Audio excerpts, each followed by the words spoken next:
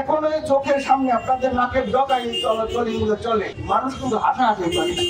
এক গ্রুপ অত্যাচার করতেছে, সেই গ্রুপটাই হয়েছে যে ট্রলিং, কাঠের ট্রলিং। এদের হাত অনেক লম্বা। অবৈধতার বন্ধ চাই আমরা।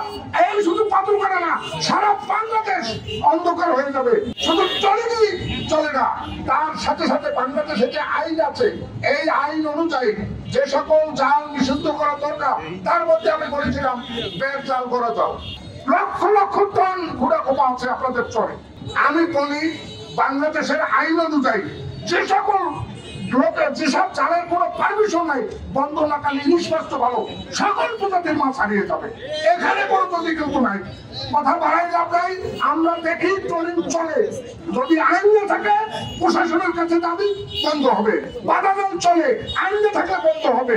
অবৈধতার বন্ধ চাই আমরা। এই শুধু পাথরঘাটা না, সারা বাংলাদেশ অন্ধকার হয়ে যাবে।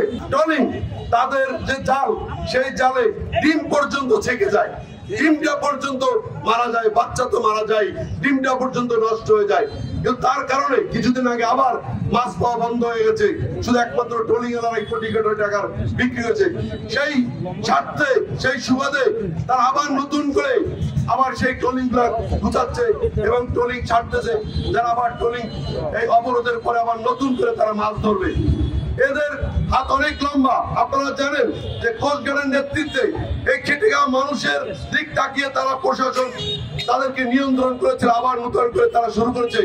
এই ট্রলারগুলো বিশেষ করে এখান থেকে চলে যায়, আম্মা থাকে। এখন বর্তমানে আম্মাদের ট্রলারগুলো অবস্থান করতেছে, মাছতে অবস্থান করতেছে, সাপনাদার গোড়ায়। আপনারা এখনই গেলে পাবেন প্রশাসন। এই প্রশাসন মহোদয়গণ, আপনারা পাথরঘাটার মানুষ বাঁচান।